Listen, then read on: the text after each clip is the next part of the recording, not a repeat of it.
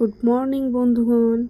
এই যে ঘরের মধ্যে কিছু অপ্রয়োজনীয় কাজ, যেগুলো সবার মনে হয় কিন্তু অপ্রয়োজনীয় না, প্রয়োজনীয় কিছু কাজ করছি।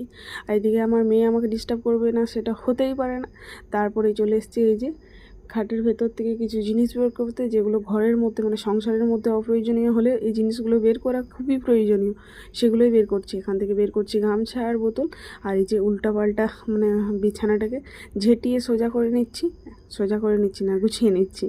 আর এদিকে দেখো, তারপরে চলে এসেছি যে অপ্রয়োজনীয় কাজটা করছিলাম সেটাই এখন দেখো প্রয়োজনীয় করে নিতে। এই যে আয়নার মধ্যে দিয়ে দিলাম। আর এদিকে আমার মেয়ে দেখো ওর বাবুকে চুপ করাতে ব্যস্ত, কান্না করছে, তো সেটাই তোমাদের সাথে একটুখানি দেখিয়ে দিলাম। আর আমার মেয়ে সারাদিন ব্যস্ত থাকবে না সেটা হতে পারে? সেটা খেলা করেও হোক বা কেঁদেই হোক, কোনোরকম তো তাকে ব্যস্ত হতেই হবে। ওই জন্য গাছের মধ্যে উপরে উঠে বসে আছে। আর অনেক দিনের একটা ছোট্ট ইচ্ছে পূরণ করে নিলাম। এই যে একটা মাটির চুলো বানানোর খুব শখ ছিল, তো সেটাও বানিয়ে নিলাম। একদম রান্না